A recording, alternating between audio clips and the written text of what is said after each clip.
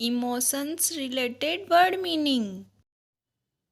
डर को हम इंग्लिश में कहेंगे अफ्रेड। खुश को हम इंग्लिश में कहेंगे अम्यूज्ड। गुस्सा को हम इंग्लिश में कहेंगे एंग्री। नाराज को हम इंग्लिश में कहेंगे अनॉयड। चकित को हम इंग्लिश में कहेंगे अपॉल्ड। आश्चर्यचकित को हम इंग्लिश में कहेंगे एस्टोनिश्ड। भय को हम इंग्लिश में कहेंगे ओ। उबा हुआ को हम इंग्लिश में कहेंगे बोर्ड। सोच को हम इंग्लिश में कहेंगे ब्रूडिंग। लड़ाकू को हम इंग्लिश में कहेंगे कम्बेटिव। शांत को हम इंग्लिश में कहेंगे कंपोज्ड। अस्पष्ट को इंग्लिश में कहेंगे कंफ्यूज्ड। उत्सुक को हम इंग्लिश में कहेंगे क्यूरियस। संतुष्ट को हम इंग्लिश में कहेंगे सेटिस्फाइड। निराश को हम इंग्लिश में कहेंगे डिसअपॉइंटेड। अरुचि को हम इंग्लिश में कहेंगे डिस्गस्ट। खुश को हम इंग्लिश में कहेंगे हैप्पी।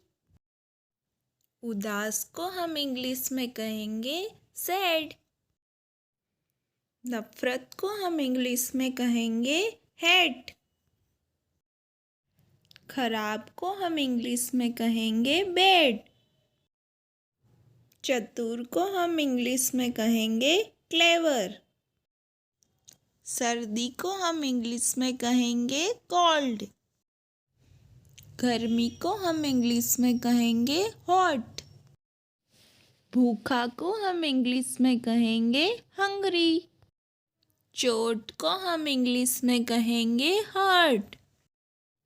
प्यार को हम इंग्लिश में कहेंगे लव। देर को हम इंग्लिश में कहेंगे लेट।